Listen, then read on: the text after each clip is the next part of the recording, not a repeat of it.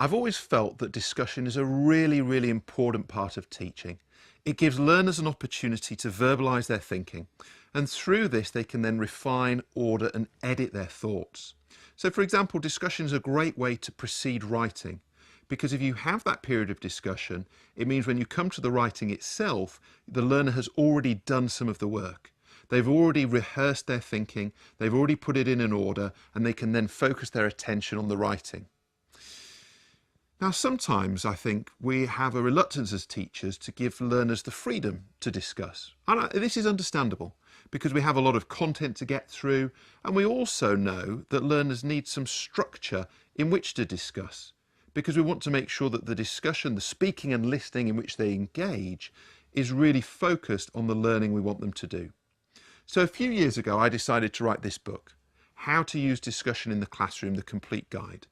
And my intention was to provide a reference point that teachers could use to structure the discussion they use with learners.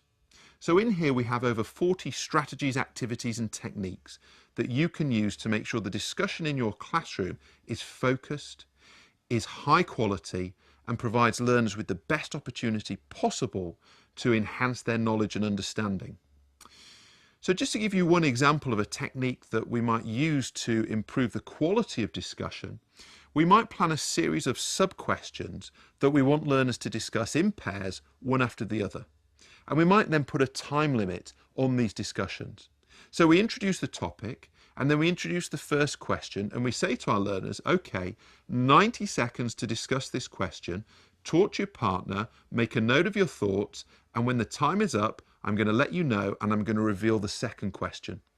And we do that 3 times. And what this means is we have around 5 minutes of focused talk because learners have a set period during which they're discussing each question. So they move from one to the second to the third. And we just use this little bit of structure here to avoid a situation where the discussion loses focus or loses track, or where learners start talking about something which is off topic.